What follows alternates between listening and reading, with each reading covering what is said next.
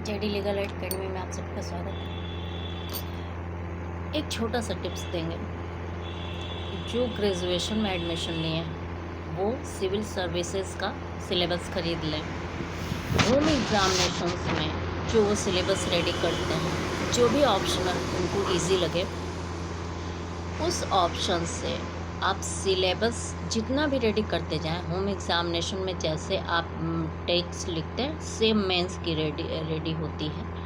लिखने का तरीका, स्किल वो आपके माइंड पे और आपके इंटेलेक्चुअलिटी पे डिपेंड करता है। आप कितना स्मार्टनेस लिखते हैं और कितना कम में आप उतना समझा जाते हैं जितनी ज़रूरत है। ठीक, एक होता है कि सेलेक्टिव पढ़िए जो सिलेक्शन के लिए ज़रूरी है, और एक होता है नॉलेज के लिए पढ़िए जिसका कोई लिमिट नहीं है। नॉलेज के लिए बहुत पढ़ जाइए।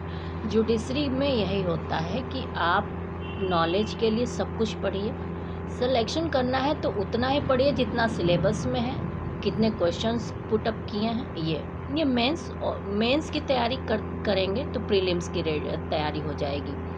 सिलेबस अच्छे से रेडी करें। अब ग्रेजुएशन से शुरू कर दें। जैसे मेडिकल का क्रैश कोर्सेज होते हैं, करस्पॉन्डेंस शुरू कर देते हैं, सब आप सेल्फ स्टडी से इतना कर सकते हैं। एक लड़की आशा नाम की मरी, ये मूर्खता है।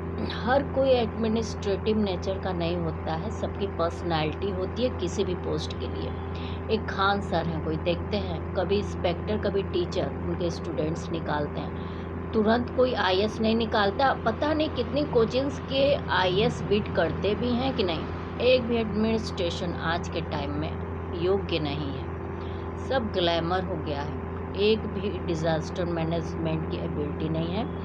ये बताने की ज़रूरत नहीं है पास्ट से और आज में। पास्ट में करप्शन था लेकिन एबिलिटी थी, लॉ फॉलो होते थे। आज के लॉ कोई जो बने हुए हैं वो भी बहुत अच्छे नहीं हैं। पुराने लॉज को माना जाता है किसी भी जजमेंट में, तो पुराने लॉज के नॉलेज रखिए। इसलिए हम एलएलबी का दे रहे हैं आप लोग के लिए। जुडिशरी को भी जो करना चाहता है अपने सब्जेक्ट्स के साथ, जुडिशरी का आप सिलेबस ले लीजिए। सिलेबस हर जगह कहीं भी मिल जाएगा, आप ढूंढिए, कुछ ढूंढिए भी, कुछ पढ़िए। लॉ के बेयर एक्ट्स, जो बेयर प्रोविजन है, आप इंडेक्स रेडी कर जाइए। इंडेक्स में किस आप स्टार्टिंग में दिया रहता है, जैसे कंसेंट सेक्शन 9 में है तो सेक्शन 9 वो पूरा आपको जो इंडेक्स दिया रहता है उसको भी रट जाइए। इससे ये पता चलता रहता है। रिवीजन करिए, रटिए मत, रिवीजन करिए। इससे क्या होता है कि कौन सा पॉइंट किस सेक्शंस में है वो याद रहते हैं। और बेयर प्रोविजन दिमाग में है तो आप कोई भी चीज़ों को समझ लीजिए, कुछ भी कर सकते हैं, बहुत अच्छा कर सकते हैं।